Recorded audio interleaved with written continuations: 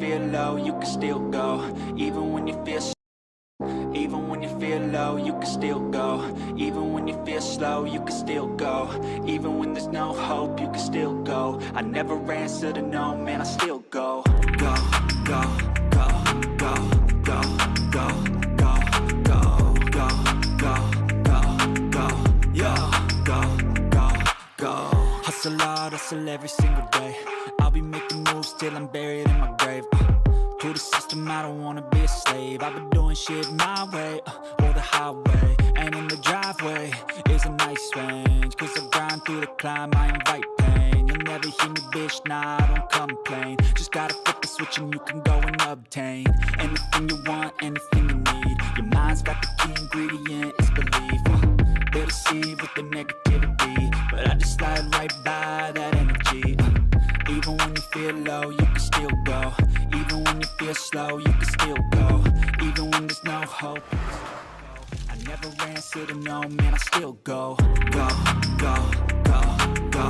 Yo. Go, go, go, go, go, go, go. What up? Go, go, go, go, go, go, go, go, go, go, go, go, go, go.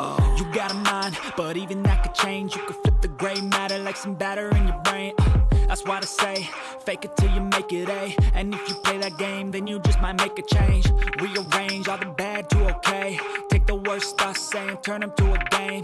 Take the best thoughts saying, put them on display. On repeat in your brain till you're feeling no more pain. Never slow yourself down, you can do some more. So this might actually be a super secret stream. I don't think I'm going to promote this one. So anyone who hops in on this one, you're watching it.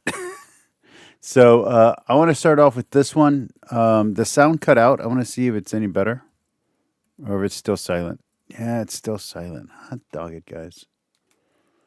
So this one was actually kind of interesting. Let me see. Where's the sound actually cut out? Oh, really early. Priest Mary, kind of an inconsistent one. Right there. Combined, but they were still Anglican. In any case, Fascinating. they gave it on the tongue. So I'll tell you, those Anglicans in Chile weren't so concerned about this issue. So if it's some conspiracy theory of Protestants to destroy Catholic faith, kind of an inconsistent one. Okay, right there. That's where the sound stops at 10:57. Eee.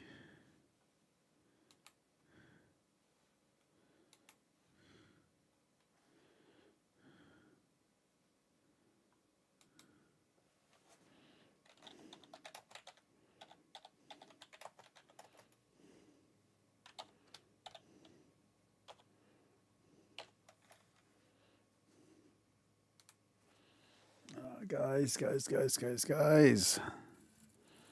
Trying to help you out and you're messing it up for everybody. Okay, I'm going to do a little bit of commentary on this. Come back and watch their video when they re-upload it because, you know, I mean, they need views. I need views too, but you know what I mean. We do some deep theological thing that nobody...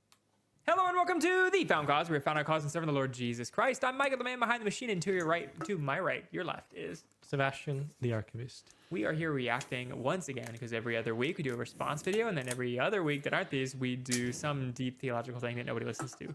That's okay though. I appreciate our non-response video weeks. I think we only have like a rare few that ever perform well, but that's okay. That's how you. It's our bona fides to know that we are not doing these reviews and that we are balanced because we do talk about things that aren't Roman Catholics, but. This is when we talk a little bit not about Catholics and then a little bit about Catholics. That's the balance. And so today we are reacting to another Roman Catholic. However, it's a guy who kind of got us some heat in the comment section once. Yeah. You mentioned him, and Catholics are like, I can't believe you just mentioned Dr. Taylor Marshall. So that's who we're Yeah, he's a heretic. reacting to today. Are we his friend? No. But you watch him. So what led you to wanting to do an episode on Taylor Marshall? I find his content entertaining. You know, he has that personality. Most Catholics probably don't like him because he is ultra conservative. No, we don't like him because he denies the Pope and he denies core Catholic doctrines while overemphasizing doctrines that are not relevant to the Catholic faith. Yeah. Doesn't covered like it. the Pope, which is cognitive dissonance, but hey, that's his problem, not mine. In this episode, saw it today, he started talking about communion on the hand, as you can see from the title, and we'll get into it. He starts making a bunch of claims about the Reformation. I was like, whoa, okay.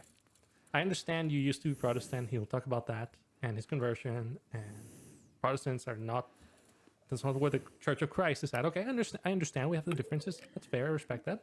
But then when you start giving false historical facts, that's when it hurts. So we're gonna talk about the claims that he makes about the Reformation.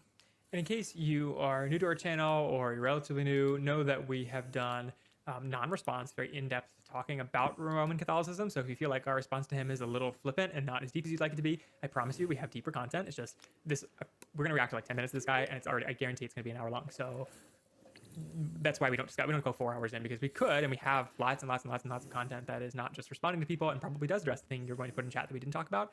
But we are going to skip over the justification for Protestants and Catholics being different religions. They are not, one is Christian, one is not. We are Protestant. We believe that the Catholic Church has apostatized. They were Christian. We all share a common Christian history, but in the Middle Ages, they decided to. You know, there's a lot of Protestants who say that they're not Protestant, which is,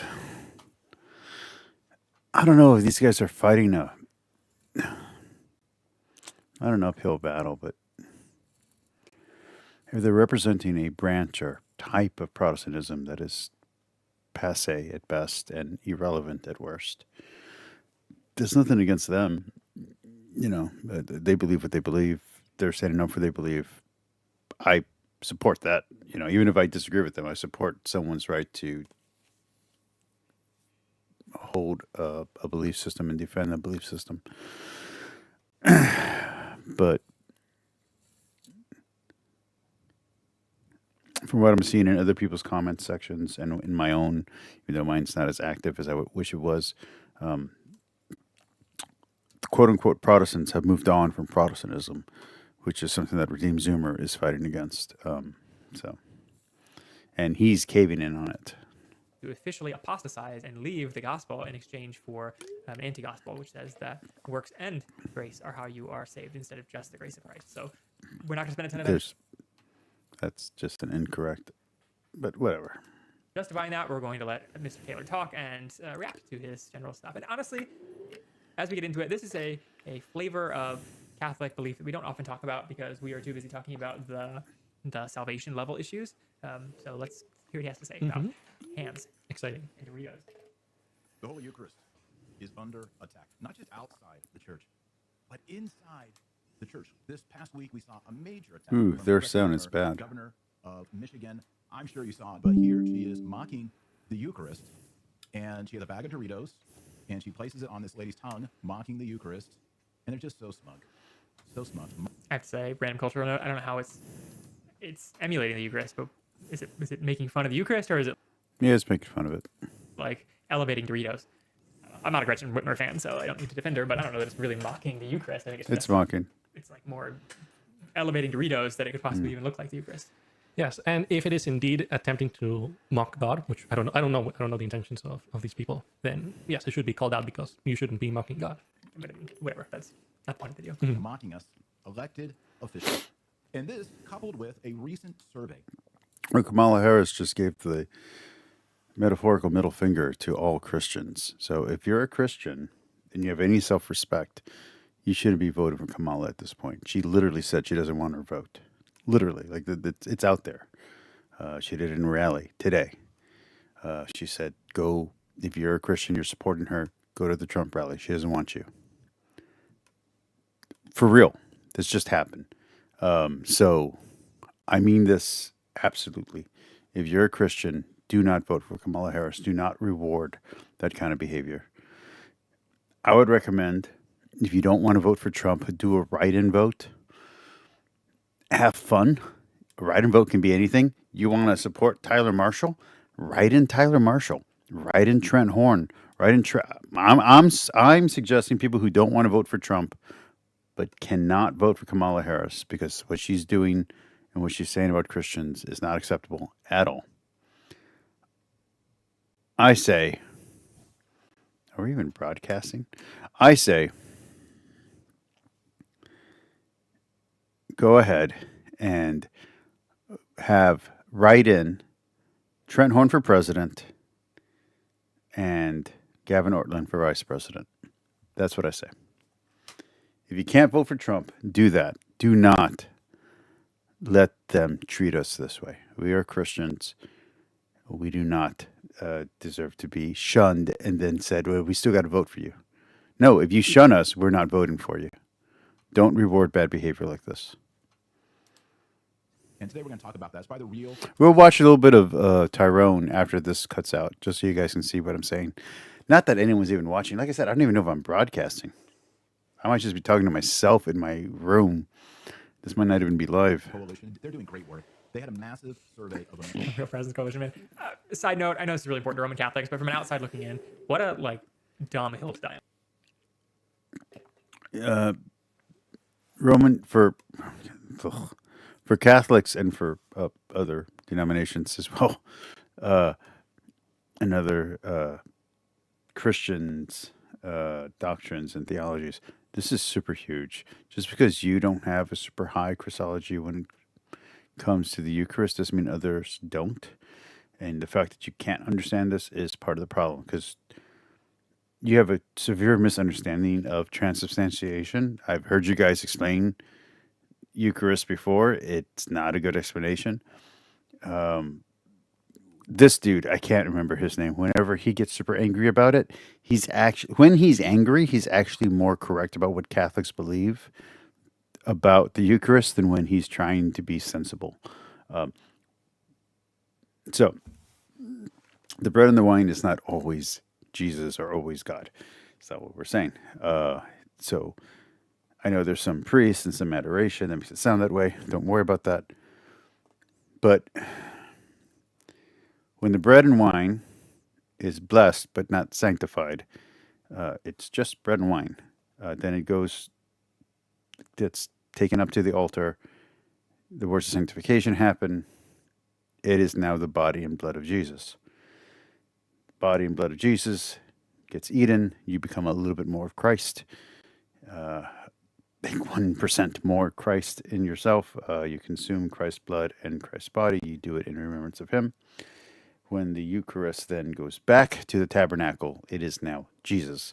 And so it's the body and blood of Christ being taken back to the tabernacle, which represents the cave or the ossuary, or trying to think of what other words are being used here. But basically, where Jesus was buried, it's supposed to represent the exact same thing. So there you go. So esoteric. What a downhill to die on. So the fact that there's a Real Presence Coalition is a little insane. Also, in case you're unaware of the issue, Real Presence of Christ. It's not insane. This is the actual dividing line between most Protestants and and all Catholics, and not just Catholics, but also Eastern Orthodox, who also believe the same thing. It really is the body and blood of Jesus. The accidents don't change, but the substance does. Being in the bread that they serve at communion, or the wine that they serve at communion, they call it the Eucharist, Thanksgiving. Real Presence is not the Catholic distinctive. Mm-hmm, that's true. Lutherans and Presbyterians and many Protestants would even adhere to the words Real Presence, let alone the concept of Real Presence. That is not a distinctive. So I find it disingenuous from such an abrasive pro-Catholic dude, anti-Protestant Catholic dude, that he would be using softened language or endorsing a group that uses softened language like that, because we all agree that there's real presence in Eucharist. The question is it transubstantiated? Which, again, sorry, we're not going into all these in depth, but transubstantiation is the thing that makes Catholics distinct over Lutherans or Eastern Orthodox. Eastern Orthodox do also believe. Okay. Ignore the word transubstantiation for a little bit. Ignore the word that's being used as a definition here. They also believe the bread becomes the literal blood and body of Christ. So there's not a difference here between the Catholics and the Eastern Orthodox. Or whoever else. Exactly. We'll let him get into it. Yeah. American Catholics, 16,000 responses. What the Orthodox and the Catholics are arguing is whether or not the other side can actually transubstantiate, even if you're not using that word. And the overwhelming response was communion on the hand destroys faith in the real presence of Jesus in the sacrament. So we're going to. And confusingly, Lutherans believe in the real presence. They wouldn't believe that taking it in their hand destroys the real presence of Christ. He means the substantive difference, the transubstantiation, that the bread has substance.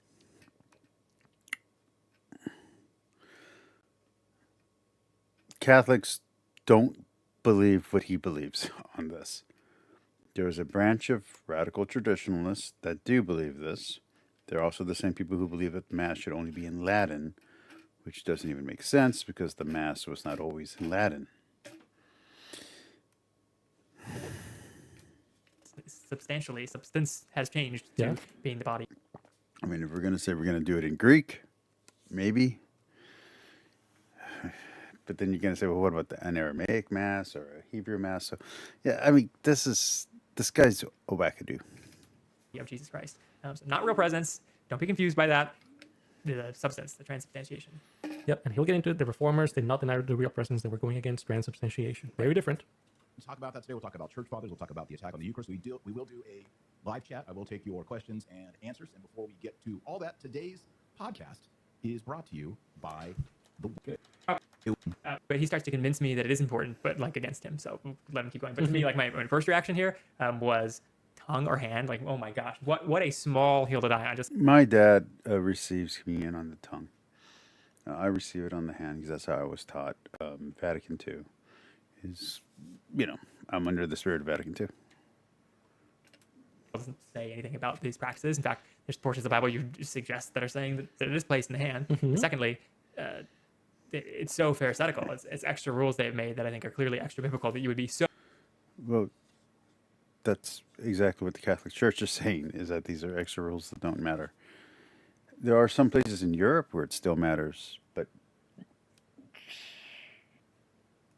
no, the Catholic Church thinks these are arbitrary and over-restrictive rules, hence they lessen it and to make it fit better within the culture with whom you're serving. So, yeah, no, he's just a wackadoo, and he's representing wackadoos. I mean, so incensed that people are breaking that you think it destroys faith to be doing something that the Bible doesn't speak on at all. Today, by looking at the Protestant Reformation. As you know, I used to be a Protestant minister before I was Catholic. And I was an Anglican minister or an Anglican priest. That's the Episcopal Church. That's what I was a part of. I was ordained in that tradition. I realized that it was not the fullness of Christianity. I converted and I became a Catholic. I was in the process to be a married Catholic priest through what was called the Anglican Pastoral Provision later on. So they're going to get this very wrong. I'll correct them here, and then because their sound's going to cut out, we can go ahead and move on. Called the Anglican Ordinariate.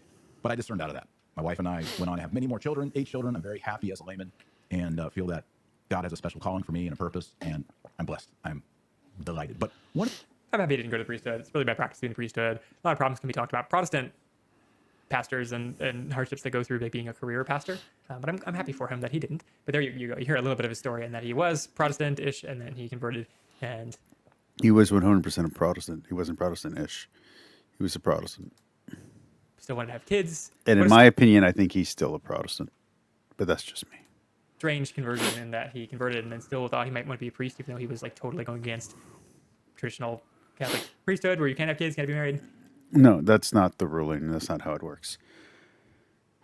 So, there's a discipline that stems from a specific monk or set of monks. And then,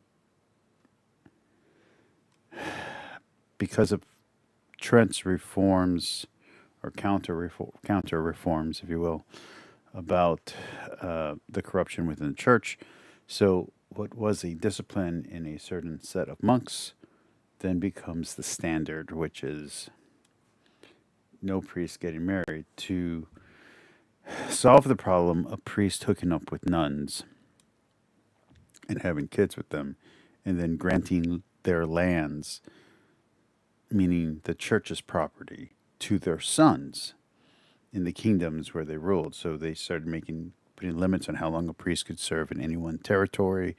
The priests had to be reassigned and moved around. It's a whole bunch of stuff. It's all within Trent. You can read it. It's technical. It's all part of the Counter-Reformation stuff. So it's after the return, after the real Trent is over, and then the Trent that we all think of then begins after all the anathemas that you guys are scared of are done. So, yeah, priests can get married. There's at least one famous Catholic priest who does some stuff with Catholic Answers, who is married, and he's in the regular Catholic priesthood. But there's also Anglican Catholics. I mean, there's basically any sect that's not the Novus Ordo Latin Mass can get married. And the thing is that there are certain restrictions on that within the Catholic Church, such as not able to have sex with your wife, or if you're in the Eastern Rite, not able to have sex before Mass with your wife, basically. It gets complicated, and also there are certain rules and restrictions that are understood to exist in the universal priesthood that don't actually exist in the Orthodox priesthood that apologists act like they do exist. It gets kind of complicated there. But yeah, so they don't have a strong understanding of this. I've read the rules. I've come to terms with the rules. I've discerned priesthood, just to be very blunt with you all. They don't have a strong understanding of it. I, who have read it, don't remember all of it because it's very technical, pretty much irrelevant, and doesn't matter at all. It's like if you take a vow of celibacy, it doesn't matter if you're married or not. You're not going to have sex. If you don't take a vow of celibacy, well, then again, what are we talking about? So it's really a discipline from a specific set of monks that then becomes necessary to counter some of the corruption that had grown in the church, especially around sex scandals around the medieval period. That's interesting. So he was always a little special, so it sounds like. He was always a little rule pusher. Interestingly, the Orthodox priests, they are allowed to be married, and I presume by logic to have children too. Oh, yeah, of course. Again, these are Catholic distinctives. Yeah. They pretend like the whole church forever has always done things the way they have, and then they point to. No, we acknowledge where we made the rule and where we made the discipline. But again, it's just a discipline. It's not even a rule. It's not even a norm. Some people hope for one day that discipline will change. I'm on the side that hopes that discipline will change, but until it does, I'm not going to be a priest. To other so-called apostolic churches and say they all do things the way we do, and then you look at those churches and they are like, no, we don't. They don't. They have a bad understanding of history. They have a bad understanding of how the church came together, how the church broke apart. They really do have a problem with that, and I would love to debate them again, or not even debate. I'd love to dialogue with them. Yeah, I don't want to debate them on this. I'd rather dialogue with them and walk through. I would like to invite them to do a watch along, maybe 2 or 3 nights of watch along, because there's too much material for us to argue about. We're not going to get through like more than 5 minutes of video at a time. But do a watch along of useful charts, history of the church, just that video that has to do with the major schism and the early developments. Maybe the first 2 videos of his on that, because it's a very long series, and just have us argue it out. I have tons of history books, secular history books on the development of the church. My Hispanic brother over here, he is more knowledgeable than the other guy on this stuff. So me and him could probably argue it out for a long periods of time. He might even get upset, or I might even lose my cool. But I think it would be very useful for us to do that. To argue it out and to dialogue. But again, not debate. Like just simply watch, talk, comment, and actually engage with each other. They don't believe in transubstantiation. They definitely let their priests marry, etc. Not that we have our own problems with Eastern Orthodox as far as the gospel goes, but it is really laughable that Roman Catholics, from the liberals to the super conservatives, believe that the Roman Catholics have been the church forever when they are. Again, I am willing to, on secular, scholarly terms, argue this out with you. using a video as a basis, using the useful charts video of the early church. We go from the founding of the church all the way up. We don't go any further than Nicaea. Once we get to Nicaea, we're done. We're done, because then we're getting into issues that we can argue about and debate about today. But talking about the history of the church, using useful charts video as the format, as the background, as the backdrop. I would love for us to me and you two, sit down, watch it, and argue about it. A very specific offshoot that just happens to be really influential because of how influential Europe has been. One of the things when I was an Anglican is we use the Book of Common Prayer. That's the liturgy for the Protestant Episcopal Church or the Protestant Church of England. And in the It's kind of a he's kind of overstating what that is, but yeah, and understating as well. Book of Common Prayer is really good, by the way. If you haven't read it, it's based on the Liturgy of the Hours, and it's been updated, I think, 2 or 3 times, 2 or 3 major ones. You can buy a copy, I think, from Penguin. I have one that's from the Anglican Church, but it's an older one. It's not the current one. liturgy, it specifically stipulates that the minister place Holy Communion into the hands of the communicant. This same instruction was given by Martin Luther, Protestant reformer. Same instruction was given by John Calvin, Bollinger, Cranmer, Book of Common Prayer. All It's interesting. I was at an Anglican church in Chile and they gave communion in tongue. Oh, so- was it an Anglo-Catholic? No, it probably less Anglican actually than a true Anglican church. In that it had mixed with, I think, a Baptist church in the area Whoa. to combine, but they were still Anglican. In any case, Fascinating. they gave it on the tongue. So I'll tell you, those Anglicans in Chile weren't so concerned about this issue. So if it's some conspiracy theory of Protestants to destroy Catholic faith, kind of an inconsistent one. Okay, their sound lost. All right, I'm going to pause it out. I'll come back in about a minute or two. If anyone's in the room, we'll keep going. If no one's in the room, I'll go ahead and close out. I'll be back in a second or a few minutes.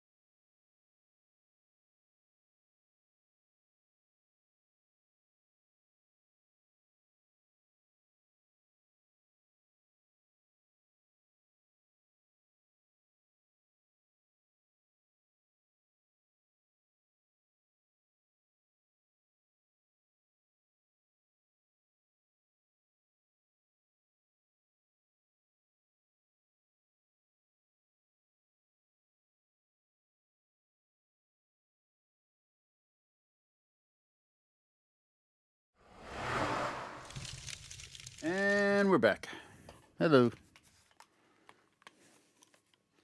How's y'all doing? Someone's lurking in my room and I don't know who. Whoever's lurking, say hello. Be friendly. All right, let's see. What do we want to watch? Let's go to watch later. What do we want to watch together? No, I don't want to watch a 10-hour freaking video.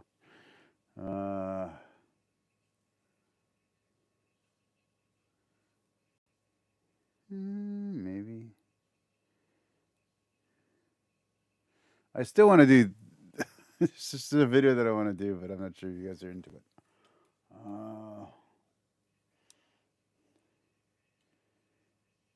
Let's see. I'm looking for which one we're going to do next.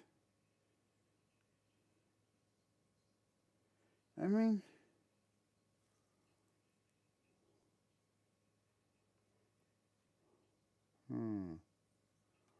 I think this one might be worth watching.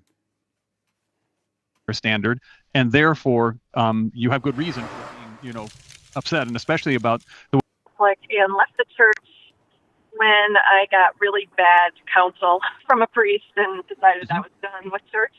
Then I found an evangelical church, and I've been there for 27 years or so.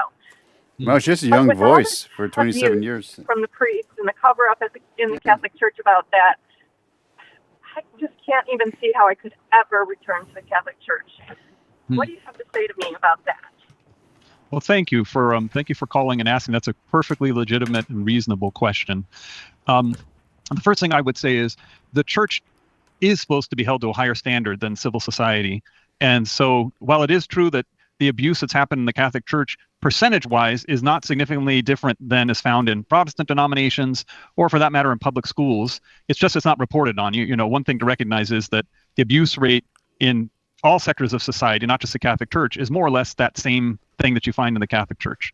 So that's the first thing to see, but the church should be held to a higher standard, and therefore you have good reason for being, upset, and especially about the way many bishops treated it. They were trying to save the reputation of the church or save their own reputation instead of care for the good of the faithful. Okay, so that really happened, and there's lots of evidence now anyway that the abuse rate has plummeted significantly in the Catholic Church, and that bishops have been much better about not covering things up, and they've been very transparent relative to what happened, say, 30 years ago or something like that. That being said, let me answer your question. Jesus Christ never promised that his priests would all be holy at all times. In fact, on the day of the Last Supper, not just Judas Iscariot, 100% of the clergy abandoned our Lord on the night after they were ordained. So our Lord just, you have to recognize that Jesus never promised that the church would always have all their ministers be holy and saints at all times. In fact, to the contrary, he said, well, I'm picking a bunch of people who have defects and sinners. And as St. Paul says, through your weakness, my power is shown. In other words, the fact that Christ can work through defective human instruments and still keep his church going is itself kind of an evidence for the truth of the Catholic faith. There's a famous line about, I don't remember which, it might have been Belloc. Someone had gone to visit Rome, and he was a new convert at the time, and so he was dissuaded. Someone said, "Don't go visit. You might be disedified or scandalized at the bad lives of the priests and clergy there." And he went there, and he came back, and they said, "Well, are we scandalized?" He said, "No." They said, "Well, weren't the clergy bad?" He said, "Yes, they were, but that proved to me that there must be the true Church of God. If this institution can continue for 2,000 years with all these sinners in it, there must be something divine behind it, So I will offer that to you to just recognize, like, the church has always had sinners. The church has always had priests that have failed. Most priests fail out of weakness when they do fail. I go to confession frequently myself. I'm a priest, and I go to up into their higher participation in the fractal. So you have the root, or you have the top that comes down and multiplies itself. And every time one element of the fractal doesn't see itself as owing to that which, or giving up, or celebrating to that where it comes from, then that's pride. And that's the fall. It's the fall because it's the whole problem of Lucifer, right? It's like the whole imagery of Lucifer is actually very powerful. You think about it, it's like this morning star that comes up and is the brightest star. And then it starts to think that it owns that light. it actually is the brightest star. It is the one that's bringing the light of the sun to us. But if it forgets where its light comes from, then it becomes fallen. And that's what happens to Adam. But then that's the structure, again, of the entire Bible, of seeing, like you said, as soon as you turn the highest attention, if you put it on something that's not God, then it gets cut I off still and want starts to. to I decompose. don't want to do it That's a right customer. now, Love but God. I don't want to do it right now. But I still want to do all the deconvert videos and the My Life Got Better After Leaving Christianity videos. I still want to watch all of those and counter them, of course. But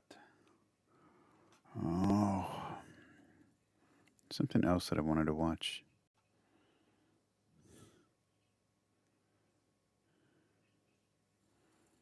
What's this? I don't even know what this is. Let's see what this is. I'm looking for the other one.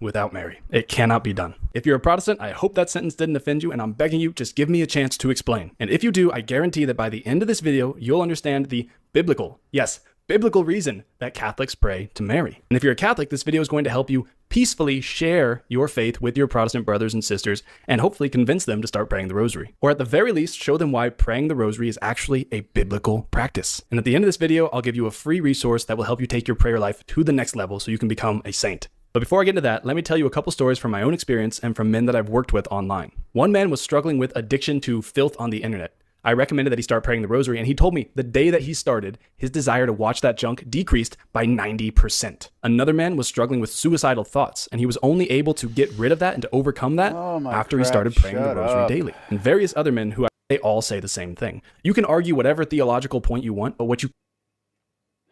Stop using anecdotes as proof. Stop. This guy has more viewers than I do.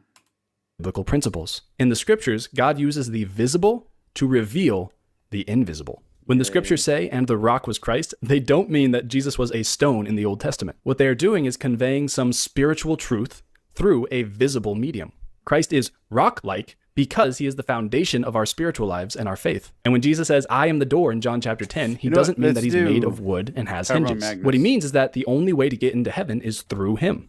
This language is used all throughout the scriptures and even goes a step deeper. God not only uses visible things like rocks and doors to teach us spiritual truths, but he also uses biblical historical events to teach us spiritual truths. And we see this in the Bible. St. Peter says this, God's patience waited in the days of Noah during the building of the ark, in which a few, that is 8 persons, were saved through water. No, that's not this one. That's not the one that I want. That's not the one that I want. All right. Y'all ready? Look at that. Are Look at y'all that collection. ready? That's a great collection. Oh, boy. I heard this was a train. Yeah, I don't care about that. I don't want to do that. I want to do the... Where is it? No, this one. Okay. Check this out.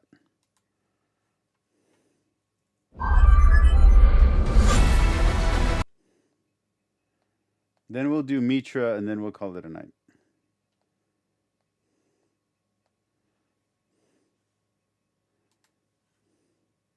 What is happening back in sites? So I was sent this and asked to do a reaction. And when I saw what it was, I was like, there's no way she would say something like this and throw away that many Christian votes. No way. Well, let's check it out and see, shall we?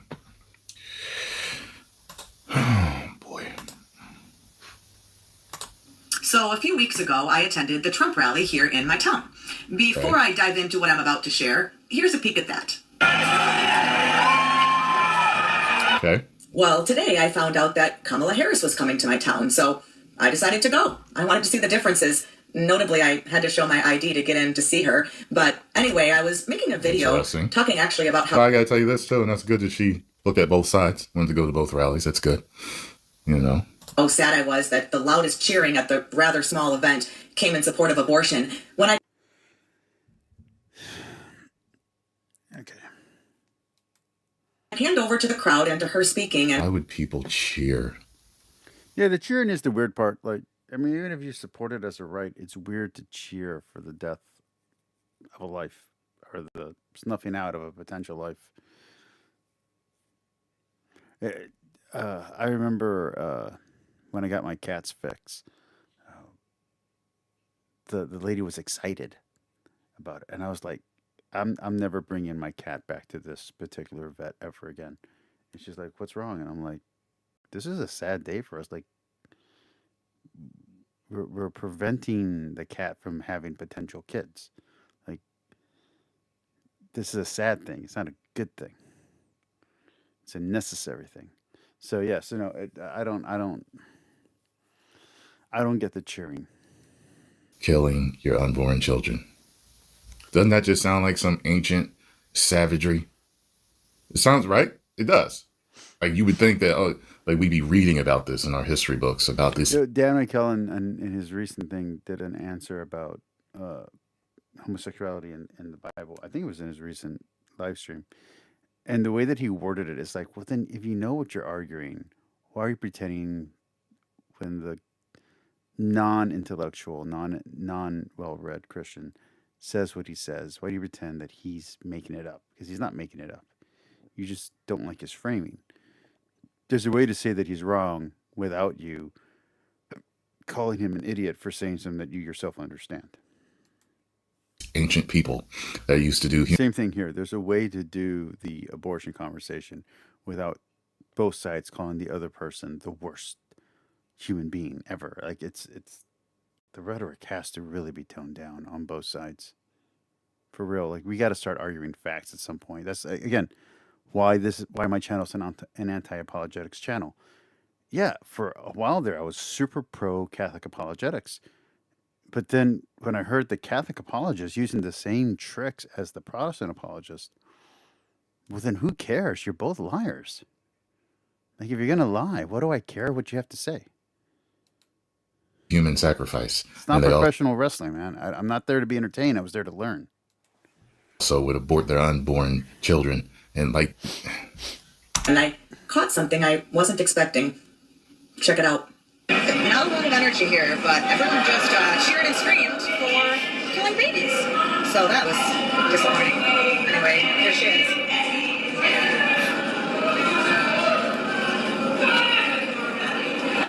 Did you hear that? Some guy in the crowd shouted, "Jesus is Lord."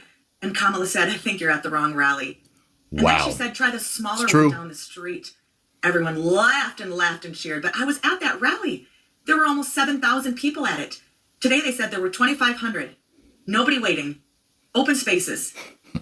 I wanted everyone who's a believer to hear that for themselves. Again, we're not going to be gaslighted on this. We remember Donald Trump hand-selected 3 members of the United States Supreme Court with the intention that they would undo the protections of Roe v. Wade, and they did as he intended. Oh, you guys are at the wrong rally. That says it right there. So if you Christian, you just heard that. Why would you be voting for her? I think you meant to go to the smaller one down the street. Come on, I'm waiting for this. I'm waiting for this explanation. I'm waiting for the explanation. Yeah, this was a totally tactical error. This was stupid. Kamala Harris, if she loses the election, this is the comment that loses her the election. This is the largest voting bloc in the United States, and you're going to give them the middle finger? That's just a dumb move. I can't wait. Get to keyboard typing. You tell me. And when I say largest voting bloc, I mean people who actually vote. Yeah, you might find other demographics of people, but they don't vote. Christian conservatives vote, and if you give them the finger, they're not going to vote for you. Ha! You tell me what sane reason you would have for voting for her. Christians, come on now, come with it. I can't wait. I can't wait to look at the comment section on this. Post comments down below. Let me know what you think. You already know what I think. I'm not for killing your own children. Anyone that would fight for that right, you have been brainwashed. Period, point blank. Because it's not in our human nature to want to kill our unborn children. You've been hoodwinked, bamboozled, led astray, run.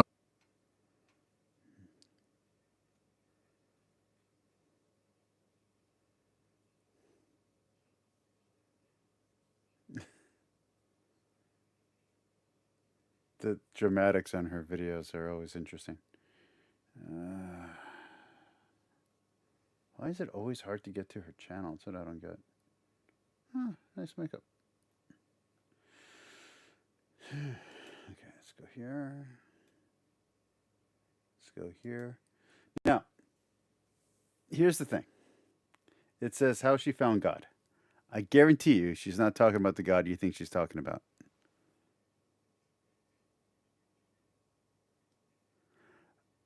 I don't think that was the evangelicals who were being pro-abortion, buddy.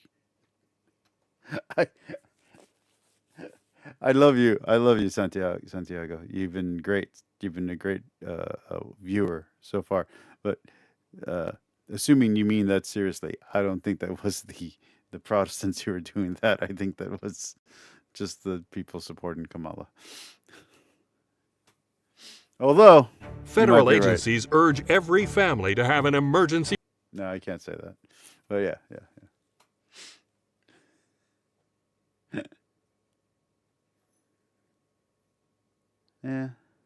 Yeah. It doesn't need battery. Oh, okay. We are here to discuss my own personal. Hello, friends. I don't know why she does this with her stuff. So, just to be clear, she's a Luciferian. So when she's talking about her God, she ain't talking about our God. Okay. That doesn't mean this isn't going to be interesting. It'll be interesting to hear how she phrases everything. Again, I'm not 100% sure she's a true believer or if this isn't done for profit or for shock value. I don't know. I don't have a way to gauge that. I've talked to her only a few times through her comment section. I've never talked to her in person. I still think that our personalities are different enough that I'm not sure we would have an amazing conversation. I would love to talk to her just because I'm a fan of hers and I admire her work. I think what she does is interesting, but I'm super Catholic and I'm very much a rationalist. I don't mean to be, but I am. I'm not big on the supernatural. I used to be when I was much younger. When I was a teenager, I was big on the supernatural, and through studying and trying to prove the supernatural, I basically proved the supernatural false. When I did the same thing with Catholicism, went the other way. I found that Catholicism was true. So, I don't know. Maybe one day I'll be brave enough to have her on as a guest. I like her, so it doesn't matter. Even if she came on, it's not like I'm going to be mean to her. I'm just not sure if it would be entertaining to the audience, you know? Today we are here to discuss my own personal religious and spiritual journey. There are quite a few videos like that on the internet, so, I thought I'm gonna make one too. So to begin with, one thing... It's going to be different. This is going to be different for those watching at home. This is going to have a twist, and the twist is going to come early. And thank you for playing. To know about me is that I have had no religion between about the age of 10 to about the age of 25. I was entirely atheist.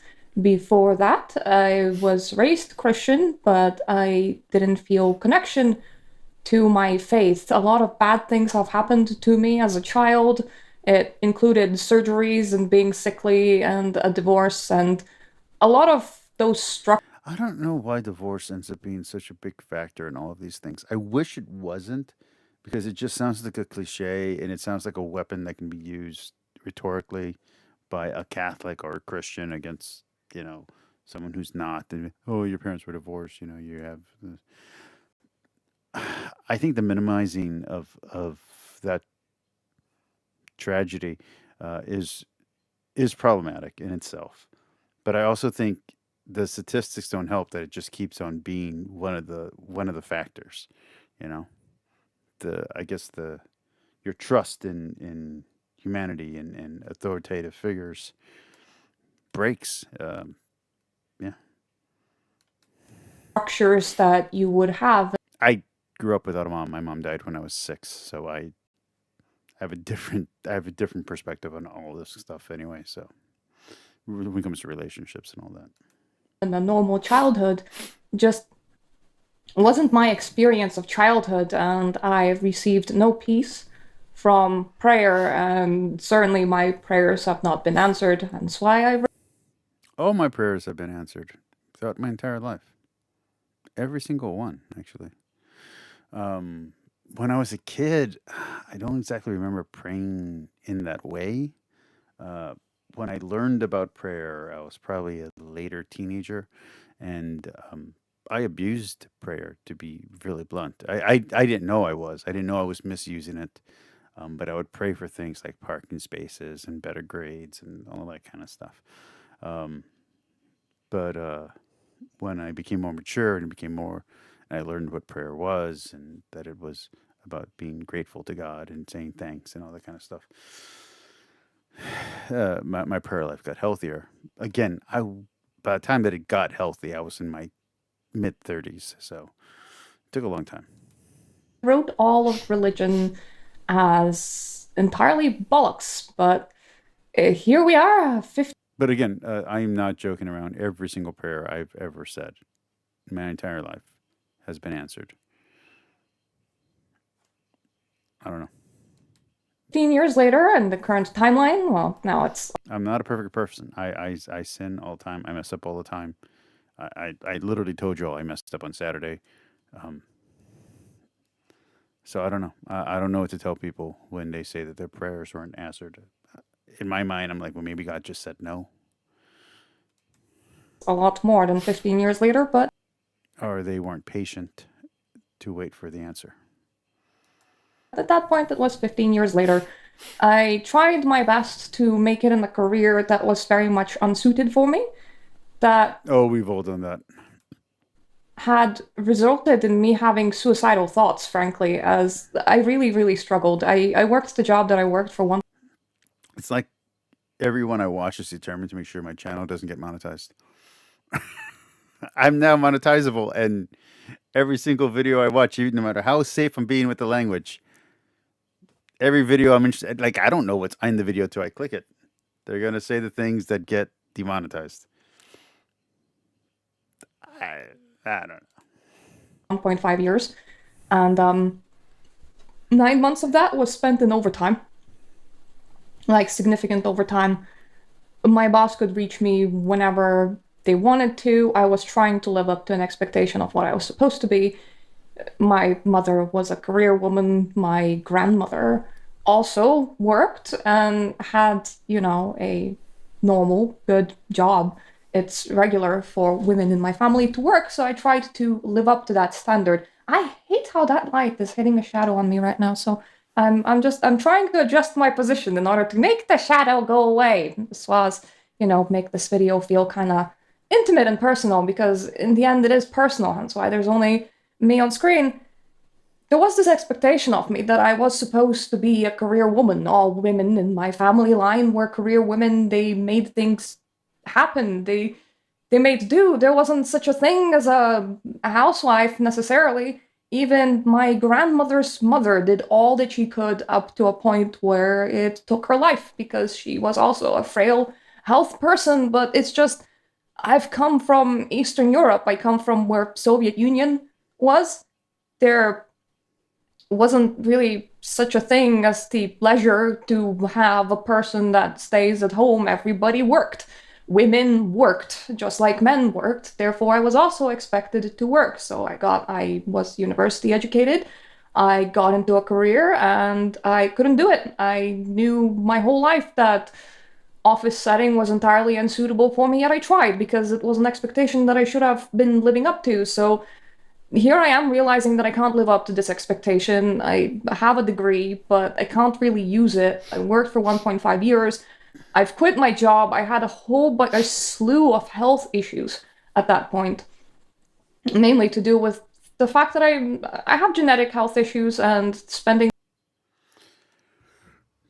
Some of these stories, and mind you, again, she's taking this is gonna take a twist to a different direction. But some of these stories, when they tell them, I don't quite understand. And I noticed that so there's a male version of the testimonial that's there's a point of weakness, and then the strength comes back, that kind of thing. And they realize their strength in their weakness, and manly Christian and all that kind of thing, or manly Jew, or manly Hindu, whatever, manly Muslim. But in the female telling of these stories, because I've listened to a lot of these testimonials, not when it comes to demonology, but when it comes to the traditional major faiths, and from Buddhism to Christianity, the women always talk about health issues and family issues, and the men always talk about a personal crisis or a tragedy or some kind of crime that happened either to them or that they witnessed. And the subversion of expectations when they go from being a bad person to being a good person. That's the male story. For the female story, it's from being a victim of circumstance to having, like, power is probably the wrong word, because I don't want to disrespect who they were before. It's not like who they were before didn't have that power, but it's the realization, the self-realization of the power they contain within, that kind of thing. So yeah, that's it. 9 months in overtime, significant overtime, and constantly being stressed and nervous and on edge definitely did not help it, which does tend to cause a huge flare up. When I quit my job, before I quit my job, actually, and after I quit my job, I went to a priest and I went to a psychiatrist, sociologist, no, psychiatrist or psychologist, the one that does the actual thing, not the one that does the medication. And I did assessments just to make sure that I was thinking properly, and everyone was like, yeah, green flags all the way, you're thinking properly. And the priest, when I told him, hey, look, I'm going to quit this job, he's like, I think it's the best thing for you. I think leaving that job is the best thing for you. And I'm like, are you sure? Because that's a lot of money. And he's like, it isn't about the money, man. And I'm like, yeah, well, what about my wife? My wife doesn't want this situation I'm about to jump into. And he's like, you guys can figure that out. Put that on the back burner. Don't worry about your father. Worry about your soul. Worry about all this other stuff. And I'm like, okay. So yeah, so it's it's funny. And one thing with genetic and constant health issues is that what if, I'm just using Mitra as an example, I'm not using her specifically, but what if, like, me and my wife, get divorced, and because we weren't married in the church, I'm not officially married, and I end up, through my ministry, marrying, like, I don't know, like an ex-Wiccan or an ex-witch or demoness or whatever the heck. And then I'm like, well, I mean, yeah, my wife was a atheist, but she was like the most Christian conservative atheist you've ever met. And then I end up, you know what I mean? Like, it's just like circumstance. Like, I'm just like, because I know who I'm attracted to. I know who I date. I know what my hobbies are. My hobbies are, Vampire the Masquerade, Dragon Age, Dungeons and Dragons, X-Men, Batman, that kind of stuff. I'm 44. I'm still listening to, like, the most trippiest, heaviest metal and digital futuristic cyberpunk music. You know what I mean? So, like, I'm like, I think the wife who I married is like my best option. Like, not just because I love her, but because, like, she's like a decent human being. You know what I mean? And she doesn't have any of the baggage you get from the West, any of the Western baggage. So, I don't know. I don't know what happens if me and my wife don't work out and the marriage is never recognized by the church, which then means I can get married, to someone else, because I've never been married as far as the church is concerned. Yeah, and then I marry someone who shares my hobbies and my interests. I'm like, I'm not sure that that's something the church would want. It's weird. It's weird. It's weird to think about, and I probably shouldn't be having this conversation on YouTube anyway, but I am. So all of you who are listening to this is a conversation I'll be having with my best friend, who I was talking to earlier today, and I hung up on because I had to get back to work. I was calling him while I was doing a run to get food. what you lose, you don't tend to get back. It gets better, but your health is permanently impacted. Just consider yourself as having less health than everyone else and adjust from. I don't like that way of thinking. So my diabetes, the cancer scare took a lot out of me, but my body eventually healed from the radiated pill and all that kind of stuff. The diabetes, I've never been 100% since. You know, the diabetic, the muscle atrophy, the diabetic muscle loss. I can never get that muscle back. It died. I can compensate by having more muscle, and I've eventually got better at running and all of that. And then I lost that when I had a 13-hour a day job, you know.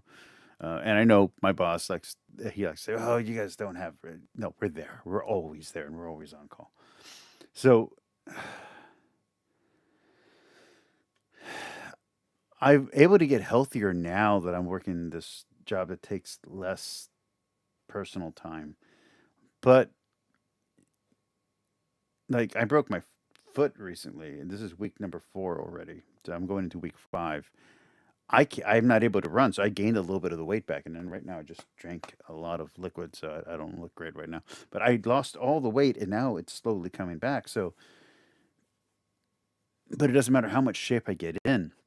I'm always going to be a little weaker. I'm always going to be getting a little tired. I'm always going to be, and it's not just age, it's the diabetes itself. It messes with my hormones. It messes with my ability to maintain energy. I can't eat extra carbs because then my body can't burn them. So I'm not saying she's wrong. I'm just saying I think part of it is the way your outlook on life. You know what I mean? Like I look at things more positively.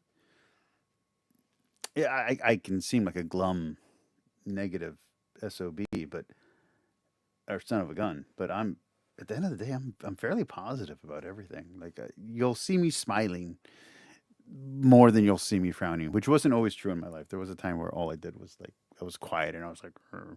And now I just do this. I don't know. From there on, don't push yourself, and I am one of the people that I always try pushing because I try to see myself as being. Well, what if you did like a routine, like what I do, like where you work out, you train, you have to time when you train because once you run out of energy, you're out of energy. There's nothing you can do. You can't recover. Your recovery takes longer. But time your workouts like at nighttime or on your days off, and like your art and your writing. Just time everything into a way that benefits your energy and where you get to expel your energy when you don't need it, not before you're going to need it, which I've made that mistake a few times, and then I'm just exhausted at work. Like my legs are crampy. Being entirely healthy when that is not the point. But once again, that is how I was raised. I was raised that I can do everything the same as all the other people can do, and that I should go out and get a university degree. I should have a regular job. I should stop whining. I shouldn't bring up my health issues. I should keep it to myself, and I should work through them. When plainly, I don't think I was raised either way. My mom died when I was 6. My dad came back into my life when I was 15. And I didn't accept him back into my life until I was like 26. 25, 26 is when I accepted him back in. And then at like 32, 33, I realized that he was bad for my life, and I distanced myself from him, and I kind of kicked him out of my life. And then,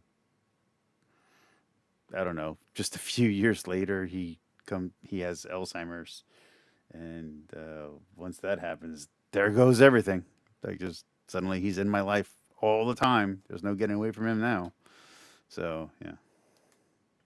that wasn't working in my life. So there were a lot of shifts happening at about that Sorry point. about the sniffling. I was desperate because I didn't. I'll be right back. No one jump out of the room. This is actually going to be good. This is going to be interesting. But let me get some nose spray so I'm not sniffling throughout this entire thing.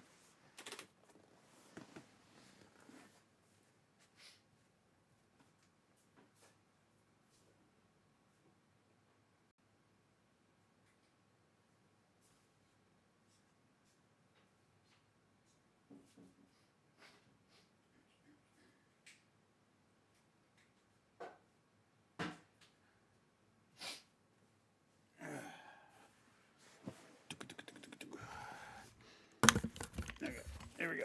Let's keep going. By the way, how's the sound, guys? Are we okay? Hold on You can to. hear me? my whole life was kind of just flying through my eyes, and I needed something. I needed a reason not to be suicidal, frankly. I needed something that worked, and investigating spirituality was one of the directions.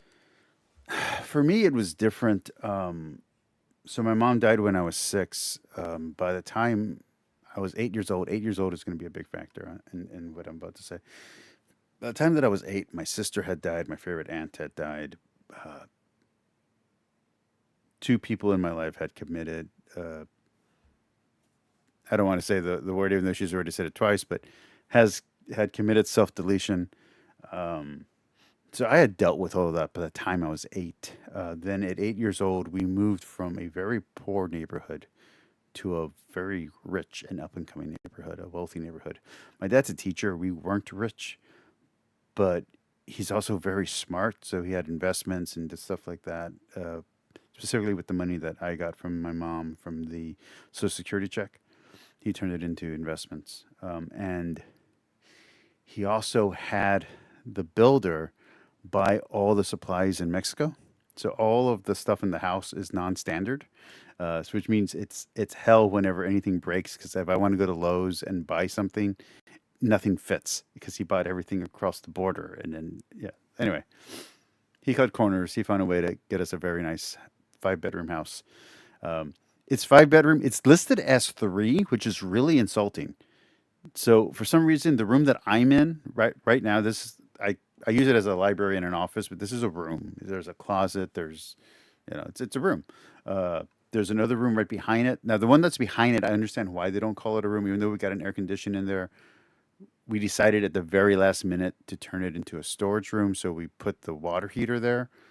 So I understand why that's not considered a room, even though there's AC, there's a door, there's, again, a closet, the whole thing.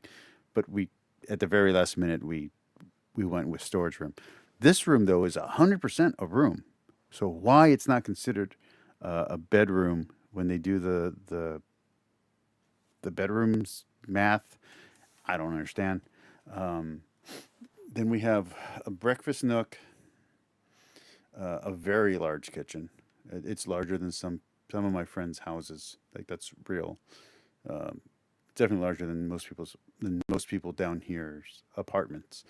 Then I have a front dining room that I've turned into an indoor weight room. We have an entrance arbor, weird thingamajiggy, and then we have a huge living room that is the exact same size as the house we moved out of when we came here, and we have a front bedroom, bathroom, a secondary bedroom, bathroom, my dad's room, huge, nice little bathroom. Well, not a huge bathroom because he, like, I don't know.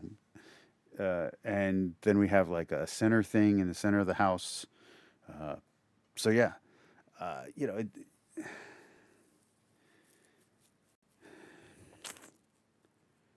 don't know. I mean, I lived in a house that was the size of my living room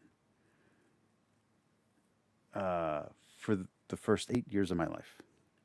Like, the size of my living room now is the size of my original home.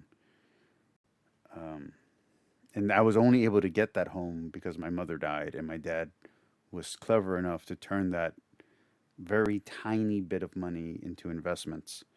And then he turned that into a very nice house, which, obviously I'm happy it was eventually given to me, but it's not like I earned it. So, and, I could still lose it should the state decide that I can't care for my dad, and then everything gets all wacky. So yeah, so there's I forgot where I was going with what she was saying because I got distracted with my own history. Whatever, I'm a bit of a narcissist. I think anyone on YouTube is. That I decided to take, and honestly, I threw all the shit at the wall and saw what sticks. I decided to completely ignore what's rational, what would be considered woo-woo, what would not be considered woo-woo. My husband is an atheist, so that was... I'm kind of curious because I've been subscribed to her for years. I've unsubscribed and subscribed back only because I think I got unsubscribed, not because I personally unsubscribed. But I think I remember seeing her as an atheist originally. I'm not sure. It's a worry of mine.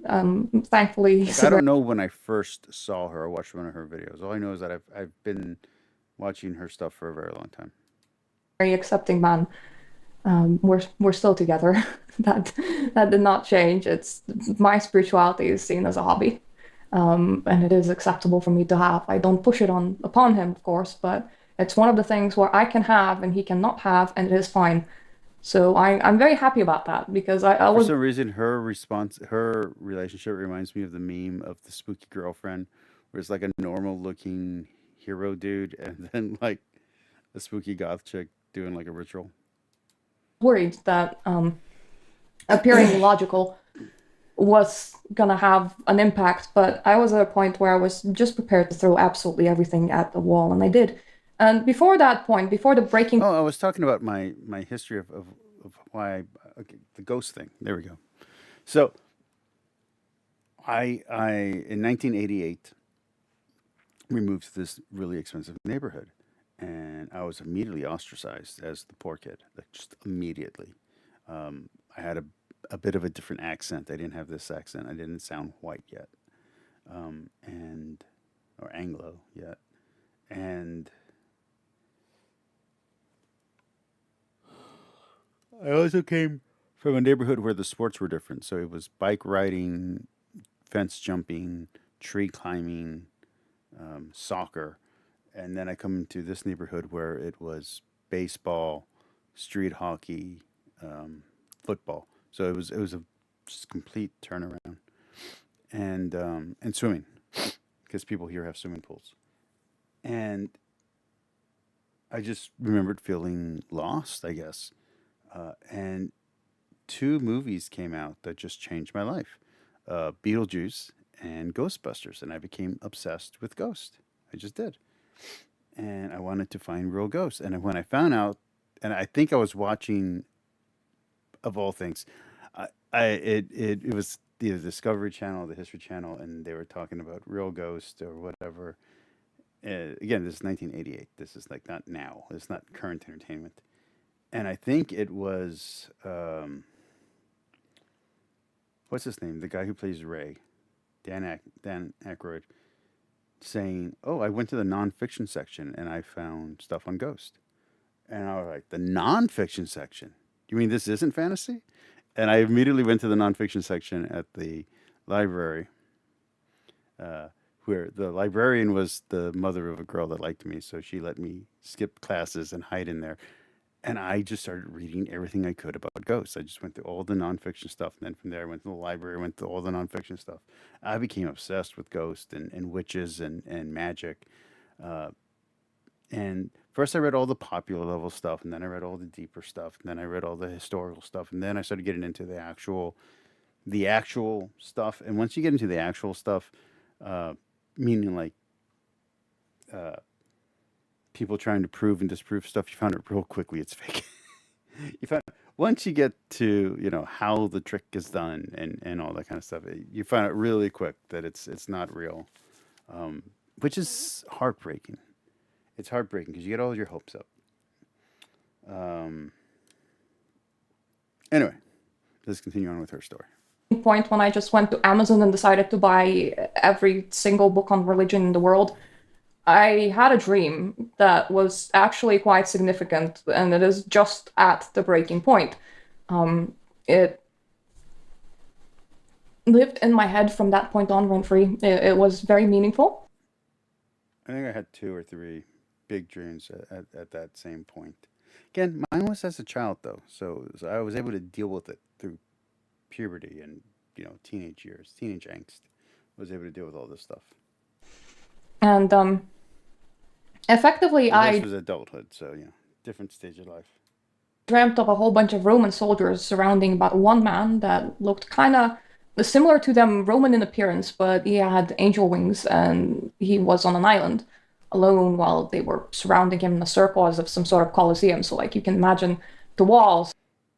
I used to dream that I would get eaten and killed by a dinosaur. I would die. Every single dream, I would die. Like I was dead. I was dead. And then I would just keep going. After I'm dead, so the dream just kept on. Everything from decay to everything else. This is as a small child. Like I said, 8 to 13. And at first they were nightmares. Like I wasn't able to control them. I didn't like G.I. Joe. I loved Transformers. I hated G.I. Joe. But there was an episode of G.I. Joe that spoke to me and that I was very grateful. And I had already, my mother made sure that I understood that Hollywood was fiction. So I didn't believe in Santa Claus. I didn't believe in any of that kind of stuff. So I knew that it was acting. I knew that they were writers. So I was aware of the writing. And I was very grateful to the writers for an episode where there's a guy who has nightmares every night. He has PTSD from war, and he has nightmares every night. And the Joes get hit by a sleeping spell that gives them permanent nightmares. I think it's the Baroness's plan or something like that. And the guy who always has nightmares plugs himself in. He's the only one who misses the spell or the poison or whatever, the poison gas. So he infects himself, gets into the machine, and because he always has nightmares, he's able to handle the fears that the other Joes are facing. And he helps each Joe face their fear. And that episode was very powerful for me as a kid who had nightmares every single night. I don't think I had uncontrollable nightmares, except maybe once or twice after that happened. I'd still have the nightmare, but I would take control. I would do the exact same trick the character would do in this episode. I would take control of the dream. And I was like, okay, well, if this is a dream, this isn't real, then I'm in control. This is my own head. These are my own thoughts. And the final nightmare was the dinosaur ate me. I got killed. Well, first it killed everybody that I knew first, and then it came for me, and then it killed me. But this time, I didn't wake up. I stayed asleep. I let myself die. And then I clawed, I'm not really sure, out of the stomach of the dinosaur. And I killed the dinosaur. That's the last time I ever had a nightmare like that. Because once I was able to conquer it, I was good. Like I said, it reoccurred maybe once or twice more, but again, it was no longer as impactful once I had already conquered, I guess, the fear would be what I would say. And obviously, as an adult, I can look back at that dream and say, okay, I'm clearly trying to process death. A lot of people, over 100 people died in my childhood that were close family members. So and close friends. So I was clearly trying to deal with the concept of death and me dying and all that kind of stuff. Fine, clear. But it was representative in the dream by a dinosaur. I think a T-Rex, if I'm not mistaken. Which, thanks, Disney. But yeah, Land Before Time and Fantasia. Thank you for that. And there's a lot of very angry people looking, and there's this one man in the middle, and he had angel wings. Also, Jaws was an influence there, I think, as well, too. Although it was never shark-like, it was always T-Rex-like. And he was bleeding pretty badly, and below him... I'm sure Jordan Peterson would say, it's a dragon, and you slayed your own dragon. Whatever. I want to see a lake, and all of his blood was running into the lake, and he looked as if he had won somehow in that situation. And when I tried to decode that dream, I posted online. It's quite interesting right now, looking back, because some people said allegory for Jesus. We're gonna get to that at the end of this video, but oh, she's not gonna do it to the end. Oh, she's gonna lull you in with the false sense of security here. That was an interesting dream to have. I'm gonna tell you how I interpret it a bit later. But yeah, that was just on the cusp of me starting religious searching. And when I say I threw everything at the wall, I threw everything at the wall. Occult stuff included, energy vampirism, everything at the wall. Everything went at the wall. Some things stuck, some things didn't. Another quite religious experiences for me was Yeah, I was completely when I was infatuated with ghosts, I was also infatuated with vampires and psychic vampires and werewolves and werecats and all this kind of stuff. This is long before it became popularized in YA fiction. This is long before erotica covered these same topics. This is like in the late 80s, early 90s. I was obsessed with this kind of stuff, and I spent a lot of time researching this stuff as if it was real. And do I regret it? I could have been studying something for class. I could have been getting better grades. But, it was fun. And, I know a lot of story tropes now. I can identify them you can show me like less than a minute, maybe 2 minutes of a TV show. I can tell you exactly where it's going to end in the end season, final season. I can tell you exactly what's going to happen at the end of the episode. So yeah, in some ways it was worth it. I was looking at Black Mirror divination. Black Mirror is effectively any dark surface, and normally there were more rules to setting it up, but you want a dark reflective surface. Some people do it with bowls of water, like just take a black bowl, put water in it. It's gonna make a dark reflective surface. We all have one, despite the fact that people consider them to be scary. And when I say we all have one, I assume majority of the people are not technophobes and have a phone. Well, phones would count as, a black mirror surface. So in my trying everything, searching everywhere, one of the things that I did try that honestly I don't do quite as often right now, but it was a meaningful experience.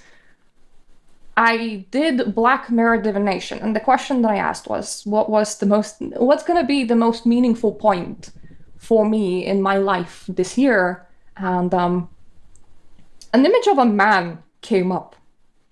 And I'm gonna tell you, it scared me, and I misinterpreted it, and I thought that I was gonna get attacked by like a thug on the street or something like that, just because the energy was so intense. And later on I found the image of that exact man, which was a very validating religious experience that happened after my year passed, but I had the chance to interpret everything that was happening linearly a lot later. I have an image here because once again, I found it. Tell me you wouldn't get spooked if you saw that in the Black Mirror. Just ignore the Minotaur for now. Just take the man. It's a very intense image. The fact that I found somebody else that has drawn it and placed in a book when I did find was so validating and so incredible. Really, that year, my religious searching and kind of how I ended up intuitively on a direction that did suit me and that did lead me to where I am right now is one of the books that I tried and that I used, and I'm not gonna show you the cover just yet because it might scare some people. Let's leave that here. It included calling upon specific spirits in order to call on other spirits. And the first spirit that you would call is God. Over time, I gravitated to the first spirit and I stopped calling the rest of the spirits, just naturally settling on that one until I was ready to nobody else. There's some misleading going on here, but she's misleading on purpose, which I don't know anyone who would randomly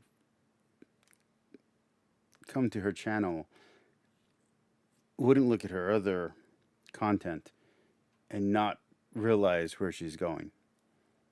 And I don't just mean because of how she's dressed or the accent or the tropes involved here or the theatrics, even though the theatrics are very minimized. If you're watching this for the first time and you don't know where she's going, I feel you're the problem. Not her belief system, if that makes any sense. But she's saving it as a surprise, so I'll let it keep going the way that it is. I won't state outright. But just to warn you, this is not going. If you think she's going to come out of this a Christian, you're not paying attention to the cues she's given. Asked me to, but I was ready to pledge myself and to take this on as a faith and as a religion, and as such I started my daily worship effectively. If you're hearing the story and you think that something is a bit off, okay, cat's out of the bag. I use the word God for more than one spirit. I'm a polytheist at heart. I believe in all of gods, and my god is Phosphorus, or as he's more widely known, mostly by Romans, Lucifer. There you go. And that's how I arrived. I was actually wondering if she was going to stretch it, because I thought she was going to do it here, do the reveal here, just to be up front. I wasn't expecting it here. I was expecting it here, and then when she got to the midpoint and she still hadn't done the reveal, I was like thinking, well, maybe you'll be at the end. But okay, 13 minutes in. At my religion. Now let's go back to all the signs that I was getting before. That whole dream. Rome is a very strong visual about my own spiritual direction, considering that I ended up with a Roman god. Illustrations of Lucifer honestly quite often have him as like a little cherub with wings as a son of Aurora, because, well, bright morning star, Venus, the first thing before morning, something that brings hope and light. Therefore, the wing symbolism also makes a lot of sense. And the blood and the lake was kind of like a dam opening up. The surrounding area is like other people's opinions and personal viewpoints. I am in the way of a lake, and my own personal connection to spirituality is direct. Therefore, But I'll ask the same thing. Atheists would ask me about religion. About Christianity. How do you distinguish your internal perception from insanity? You know, from just going nuts, losing it one day, and suddenly your delusions become tangible to you. Maybe to you alone, but tangible anyway. Tangible enough for you to believe they're real. How do you distinguish that? How do you maintain your logic once you've thrown logic out the door? Once you say, okay, there is an exception, and here it is. Negativity can't impact what is happening with the spiritual connection, would be my personal interpretation of said dream. It was a very meaningful dream to have at a very, very meaningful time. Like I said, mine was very different. And like I said, the subsequent nightmares that came afterwards, I was able to take control and be the lead character, if you will, the protagonist in most of those dreams. Not all, but most. So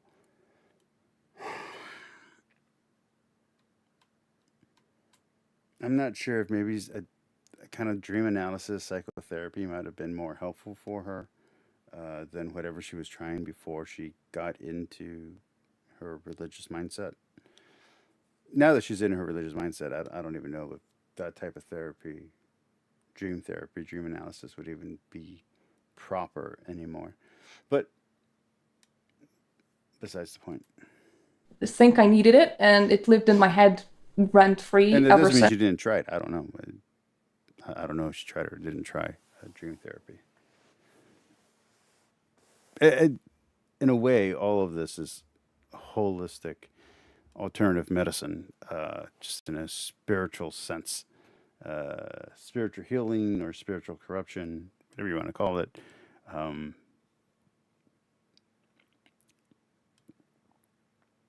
For some people who are watching this, this might be spooky for them. This is not spooky for me. This is not something interesting or new for me.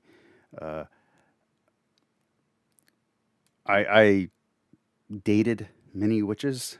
That's the only way I could say it. And many is an exaggeration, but I dated a few very prominent witches in my life.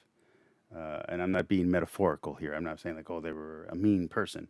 No, I mean, I dated a Brujandeja's daughter. I've dated a Wiccan. I've dated a polytheist mystic, I guess. I don't even know what to call Anissa. But yeah, I've dated many people in my life that are sex positive and either paganistic or polytheistic, that take it seriously, that don't take it as a joke. And I read a lot of their books. I read a lot of my books. I read a lot of books to understand what they were doing. Like I said, for the most part, 99% of it ended up being bullshit. And of the 99%, I would say 75% of it ended up being made up. Just made up stuff that had no basis in reality. The stuff that was real had parallels with either other religions or parallels with science and chemistry. Again, these people who take it seriously would call it stealing back. So they're stealing back the science, they're stealing back the technology. So aspirin comes from herbal medicine, which comes from witches. And you have to understand that even in the ancient religions, witchcraft was actually seen as bad. Demonology, demons were considered bad. They weren't considered good, even in the ancient religions that we would now consider pagan. Just understand that in the ancient context, those are the good religions. The bad religions are the false religions. So false religions has always been bad. So if you follow the path and you're a fellow journeyman, I guess would be to say, a fellow traveler, it's not like Agatha all along. Let's just put it that way. It's really not. It's something a little bit more like WandaVision. It's something a little bit more like, even though it was terrible, is that multiverse movie with Doctor Strange, the one that Wanda was evil. It's a little bit more like that, even though I hate the way they did it there. Maybe the first half of the craft is, maybe the first 75% of the craft is maybe more like it. But there's no obvious magic. There's no like physical. You don't like cast a spell and people actually get healed because the magic is fake. But the belief is real. So you have to ask, well, what's happening? If you cast a spell that doesn't work, why would you keep casting it? If you predict the future and it's only right 70% of the time or 20% of the time, how does that 1 or 2 times that it's correct out of 10, how does that justify your belief in a thing? Like I said, I have a different experience. Praying, every single time I've prayed, my prayer has been answered. Every single time. So I have a very different experience than Mitra. I have a very different experience than most atheists that I talk to. So I don't know. I don't know what to say to that. And it's funny because if you're gonna take like this image, I've seen the Minotaur in like one of my meditative visions as well. But that happened later. That happened already when I was practicing, but I effectively ended up intuitively finding my direction and then placing all of those other pieces together far, far later. I think I found exactly what I was searching for. I found being associated with knowing yourself, with hope in some... You usually find what you're looking for. Cultures. Venus in the morning is also a symbol of healing, emotional healing, physical healing. It is a very peaceful influence. You know, I want to do, if tonight wasn't a super secret stream, if it was actually a stream that I was publicizing, I would want to do, as a follow-up, would be Jonathan Pagwo's video on Peter and the Upside Down Cross. I'm really interested to see what symbolism he draws out from that, because he doesn't usually stay on the shallow end. So I'm hoping it's going to be a good video. I don't know that it is. He's not always right on everything, but he's an interesting thinker to listen to. That has slowly brought optimism into my life. I feel like I am a lot less jaded, a lot less nervous, a lot less bouncy, and a lot more of a social person. That was another thing. Because through all of this work, what effectively ended up... But we're becoming social, and I'm saying we here, we're becoming social after being miscreants, after being antisocial, as adults. It's a different thing. I mean, the weirdos we are now, if we go back in time, when we were being rejected by society, we would still be rejected then for the weirdos we are now back then. So I don't think it's just your personal development. I think it's that society has changed. Society has become less religious. Those people who are still interested in spiritualism think of it as a joke and aren't scared of demons and ghosts and goblins like there used to be. People play games openly. They play D&D now. It's one of the most popular. It was one of the most popular games of all time on Steam. So like the zeitgeist has changed.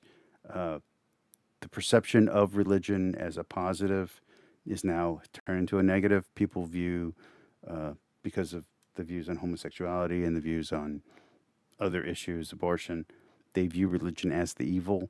So what religion calls evil, here religion meaning Christianity, Judaism, Buddhism, the traditional major religions, calls evil is now being called good. It's like almost a fulfillment of almost every prophecy in almost every religion about what happens at the end times, which is why people are acting so nuts right now.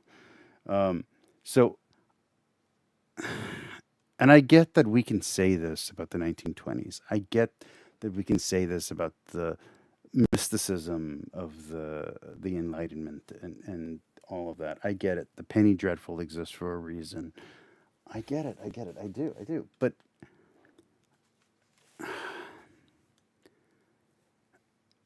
just because the more things change, the more things stay the same, doesn't mean things haven't changed. People used to get beat up for being weirdos like you and I. People used to get burnt at the stake for being weirdos like you and I. So I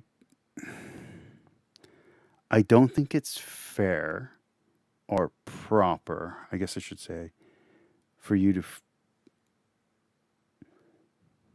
I'm happy that you're developing, but I don't think your development can happen if society itself hasn't changed. And because society has changed, I think that lets you be more social. Happening naturally is that I became braver. I started... Because we have the internet. Seeking out other people, religion unrelated, by the way, just for participating in the hobbies that I wanted to participate, for taking walks outside, taking nature pictures. I used to really like walking evenings. Now I walk mornings. I greet the sun. I greet the coming day. I talk with the old people taking their dogs for a walk. I exchange information about birds with neighbors. I participate in tabletop games. It wasn't me. I was a very shy and closed-off individual. That was something that was very, very hard for me, and I am very easy to stress. I still run out of social spoons quite soon, so part of this is also me knowing myself, knowing where my limits are, what kind of people I can freely hang out with, what kind of people there are that are trauma-free, where we can just share a hobby or a particular thing that we like to do together in a group that will work fairly well. There have been more dark times since then because, well, life is not easy. I don't know for whom life is easy, but my God became this pillar of security for me to, support myself on, which has really helped. And that hasn't happened for me, just to be very clear. The opposite has happened. The further I've gone into religion, the less financially stable I've become. People don't want to hear what I have to say. People don't like being corrected. People don't like hearing truth. They want to believe what they believe, and they don't want to have facts get in the way of that. which is too bad. Because I'm not going to stop being Catholic, and I'm not going to stop worshiping God just because people don't like that I believe in science and evolution. So, you know, Sarah. Helped in having a different outlook and despairing a lot less. I find that that is what spirituality is best at providing, that moral support, that strength, that feeling that everything is going to be okay, that hope is not. And again, for me, it is very different. I don't believe everything's going to be okay. I don't. I don't believe everything's going to magically work out. I believe it can work out. I hope it works out. But tragedies happen. People's lives end. It's possible I could be in the middle of an errand and get hit by a car or get into a car accident. My diabetes could take a turn to the worse and everything's done.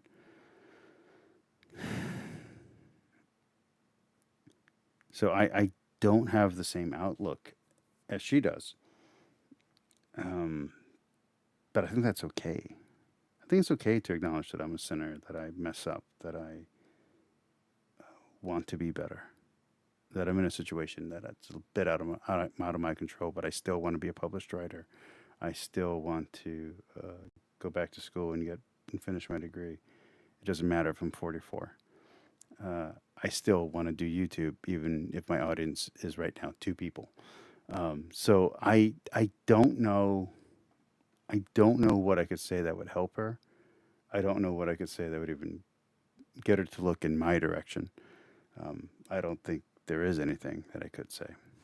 But like I said, I mean, I've been a fan of hers for years. If she ever wanted to talk to me on this channel, she's more than welcome. But that's not why I'm doing this video. I'm just interested in what she has to say, and I thought you guys might be interested in listening to it too. This is my first time listening to her say this. I knew she was going to do the twist. I knew the turn that was coming. I knew the twist that was coming. But I wanted to watch it anyway. Not lost.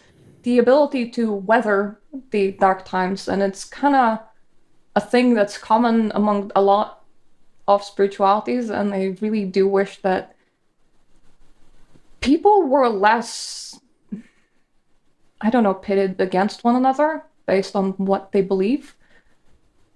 Because spiritualities just share quite a lot of similar traits, and there's quite a lot of similar solace that you can find.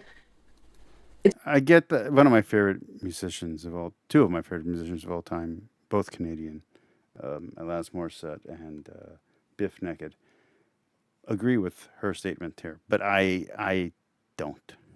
I don't. It's best that you find it in a place that you relate to instead of trying to, be a square that gets shoved through a round hole.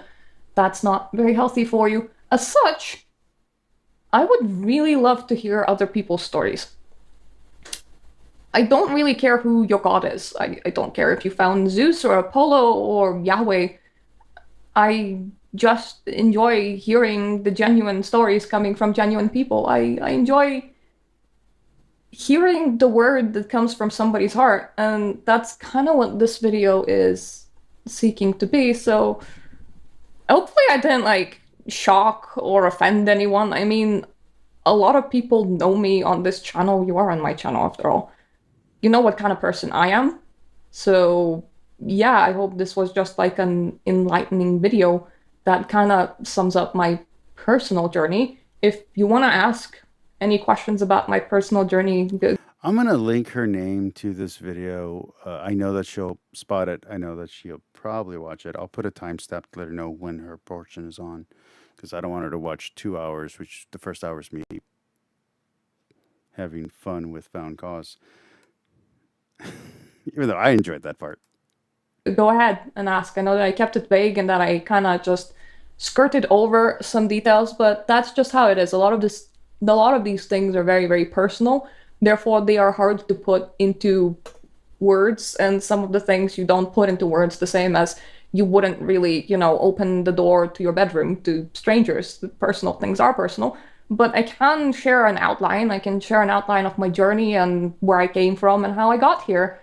And hopefully that helps someone, either with encouraging them to share their own journeys, because that is always lovely to hear, or in promoting spiritual togetherness rather than divisions, how I'm gonna phrase it.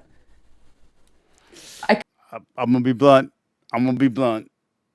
You might one day get the Protestants and the Catholics and the Orthodox and the Chalcedonians and maybe even the Russian Orthodox all in the same room together singing Kumbaya. You're not gonna get the pagans and the Luciferians and the demonologists in that room. You're just not. I'm sorry. I'm not sorry. I shouldn't say I'm sorry. That's not happening. Yeah, we'll invite the Wiccans in, but we're going to tell them to quit being Wiccan. We can invite the witches in, but we're going to tell them to quit being witches. We're going to tell them there's only one true God. Everything else is either imaginary, fake, or demon. And demon ain't good here in this context.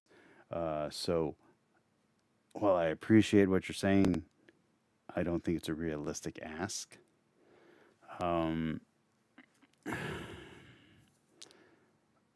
I think you and I could get along amazingly.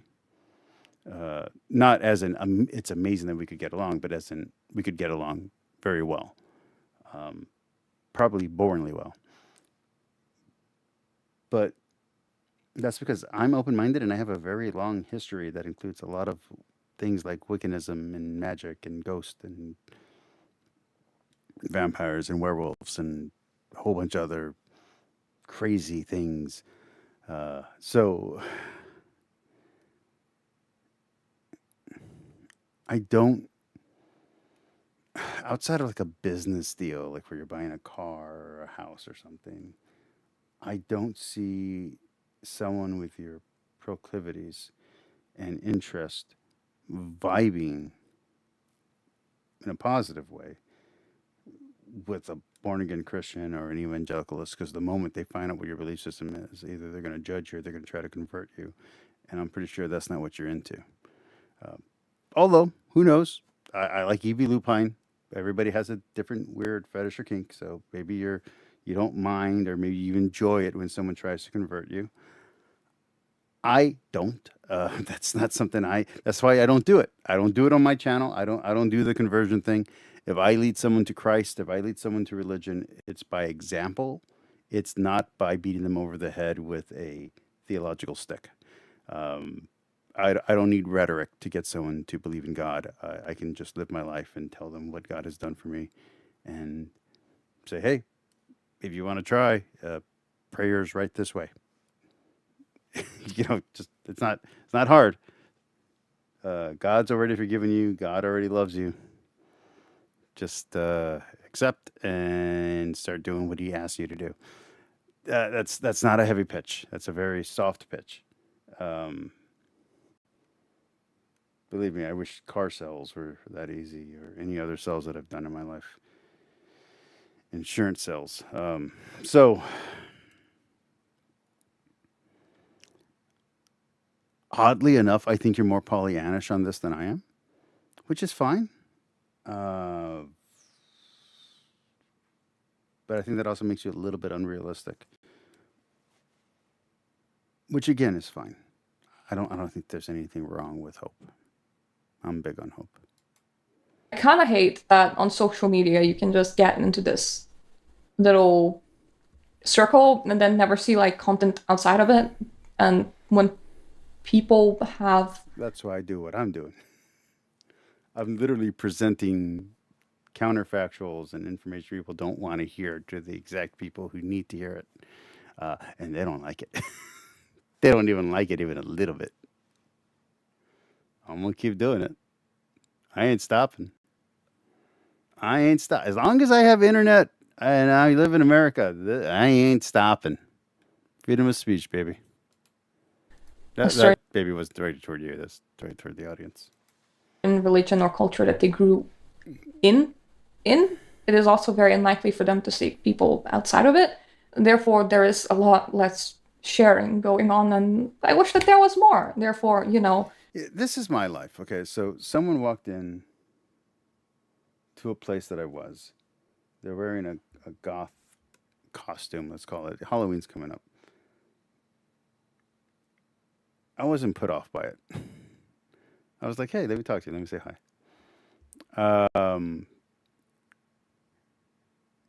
Not everybody's me. Most people are scared of the strange and unusual. I'm intrigued. I want to know. If you have found a god of any kind, why not make a video like this one? Have some fun. Even link it to me. I don't know if... I kind of feel like the problem with that request is she's just going to get a bunch of Christians trying to convert her. Who knows? YouTube will accept links very well, but... Yeah, YouTube doesn't do that anymore, which is too bad. I missed that day. I missed those days. And it made my channel so much more popular. Try to get it to me somehow. At the very least, there is my email address inside, my channel page that you can see. Speaking of which, I need to apologize. A lot of people have been saying they've been trying to reach me through my email. The email link that's on my channel is dead. Not because it's supposed to be. That's a working email. For some reason, it keeps on getting delinked or deactivated. I don't know why. So I'm going to change the email to one of my professional emails. Now that I'm no longer working in a professional business, I'm going to sacrifice one of those. I don't know which one. And that way people can reach me. I haven't decided which one yet, though. It's either going to be the Gmail or the Yahoo. I haven't decided which one. But the Alpha Centaurian email, for some reason, keeps getting deactivated. I could give you guys the iCloud email. I don't know. I have to figure it out. I'll figure it out. I haven't decided yet because I got other stuff going on. I got other big stuff going on. So the email hasn't really been a priority for me right now. So if you ever make a video like this, just link it to me. I'm gonna take a watch. So thank you for watching this. I am very sorry for any weird pauses or anything like that. This video is entirely unscripted. You did great, and your presentation style, while a little bit slower than other people's presentation style, is about the same speed as mine. So I think this was great. I think this was fine. This is fine. This is good. You did good. You did fine. I am Lithuanian by birth, therefore sometimes it is very hard to find the right words. I don't know what's going on with Lithuania. I don't think she lives in Lithuania right now, just to be clear. But I've been, through the internet, I've been having good interactions with people who are either from or live in, I don't even know Lithuania is, but anyway, people who identify as Lithuanian. I've had I'm going to say six really good interactions in the last month and a half. I don't know. I don't know what that's about, but I think that's kind of cool. Especially when I'm trying to figure out how to phrase things on the go. Therefore, you get a bit of and and some pauses, which then I don't edit because the video is just supposed to be genuine. It's something that's mine. It's something that's coming from my heart. That's because you're coming from the old YouTube. People don't do this anymore. This is part of the reason why I'm still subscribed to your channel. I'm in no negative way. I'm not exactly interested in demonology.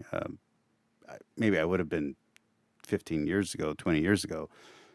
I'm pretty set in my faith.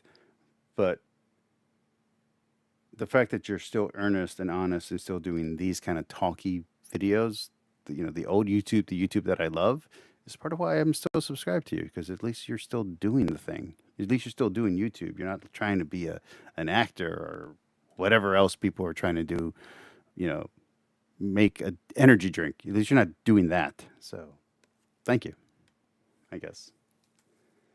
And they can't really convey it as well if I then go and script it. So hopefully this wasn't too awful on a watch. Thank you for watching. If you want to share this anywhere for any reason, go ahead. I don't mind. If you want to comment over this, I'm not going to press copyright. Go ahead. I don't mind. Thank you for watching, and I hope I'm going to see you in my other videos. I mostly do occult videos and gameplay videos. Her gameplay videos are great, by the way. I mostly watch her nowadays for the Vampire the Masquerade stuff and for both the video game and the board game stuff. It's great. It's good entertainment. You know, video games. And with occult videos, you can take a look at the rest of what I have. I tend to try and be down to earth in my approach to the occult. Maybe you'll like it, you know? Okay, so I think we're good there. Let me go to the live. I don't know if I have any other videos to do right now that are short. Let me see if there's anything else that I want to touch on. If not, we're going to call it a night. Wolverine and Deadpool, definitely not. Which is the True God by Brian Holdsworth. There's no way Brian Holdsworth doesn't do a copyright strike if I watch one of his things. He hates me. Let's see. Anything else? Anything else going on? Let's see. Secret Vatican Spec Ops sounds so rad in Vampire the Masquerade. Oh, yeah. The amount of Catholicism that's in Vampire the Masquerade and other books. Mind you, this is Protestants and atheists projecting what they think Catholicism is. I get that. But the amount of Catholic stuff that's in there is so entertaining to me. It's a shame that other Catholics don't find it amusing and they find it, they find it horrible. Holy smokes. Jimmy Akin did a 3-hour video on digital gnosis. This is going to be our ending video. We're going to do like a 2-minute snippet and we're just going to hop around and see what he did. Let's see what this is. A 3-hour video. Howdy, folks. This is just a reminder that if you like this content, you can help me out by liking, commenting, especially by subscribing. And be sure to hit the bell notification so you always get notified whenever I have a new video. Hope you enjoy this. Welcome to today's show. I'm going to be talking to Jimmy Akin, who is a Catholic. Well, I don't know if Catholic apologist is like your full-time job or something, but I'll let you introduce yourself. Okay, so yeah, you're a full-time Catholic apologist then. 3 hours. What we're going to be talking about today are sort of reasons, I suppose, that I'm not a Catholic, and I'm not like maybe a Christian in the sense that Jimmy would understand. You know, like I kind of go to church and stuff like with in terms of a sense, like why that would like why you a set of papers at the moment, but. Today, sure. I mean, you would want to say, why is it the way it is? It's different principles, and they're consistent with. If the two were the same, then you'd have to be like, well, is that anything to think? Basically, Come on. Oh, well, sure. Oh, that Good. hurt my ears. I have limited. Come on. Let's go back. There you go. It's late in the day for you. It's still fairly early morning. Now it's mid-morning for me. Yeah, that is definitely not what I think when you put it back to me. So yeah. Anyway, but fascinating. Happy to discuss that in the future if you want. Oh, but yeah, we could. The Trench Crusade. No, I have not. I have not seen the Trench Crusade. I have not. You gotta. I know that YouTube doesn't allow links anymore, so you gotta find a way to get me that whatever that is. I wanna learn. I wanna hear. On something like that, and that could drive the way that we think about God's existence and stuff. Okay. Pine Creek says, it's just this way is unsatisfying. So are you unsatisfied with the explanation of God's nature? I think that's in response to what we were saying earlier. Well, so sure, I would love to know more about God, but I have limited knowledge, just like I would love to know more about, various aspects of quantum physics that haven't yet been determined. But Okay, that's it. We're done. We're not going to watch a 3-hour stream. Then I will never get to bed, and then I will definitely miss my bike riding tomorrow. So we are going to close that, and let's go to here. All right. So good night, sweet dreams, yada yada yada. Everybody, be kind, be loving. Don't be kind. Fuck that. Be honest. Be loving. Be truthful. And remember, God loves you. Okay. And God forgives.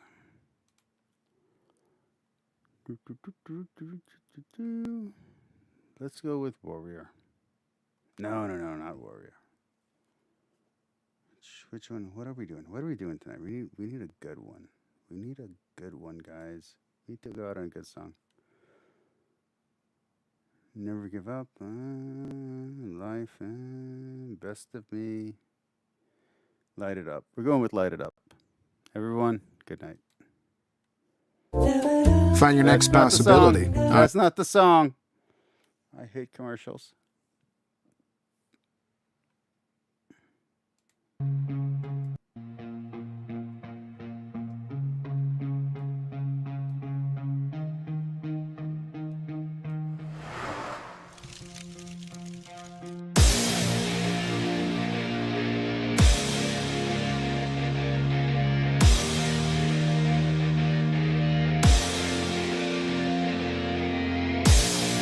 Okay, you fucking with the facts.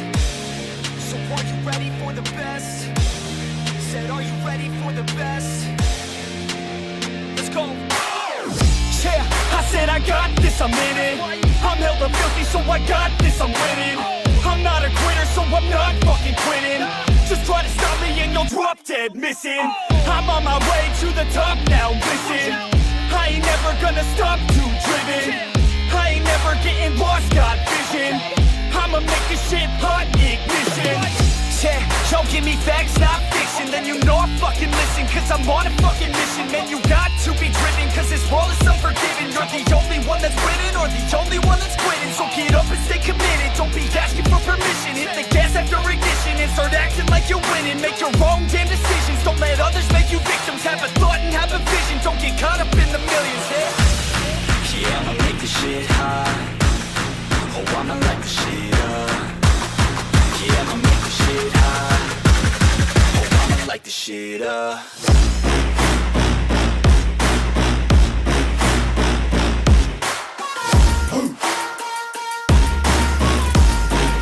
Light the shit up.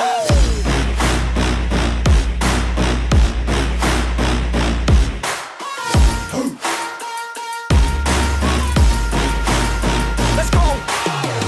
Yeah, I said I got this, I'm on it. Give me 5 years and I got what I wanted. I'ma go ahead and finish all that I started. I'ma go ahead and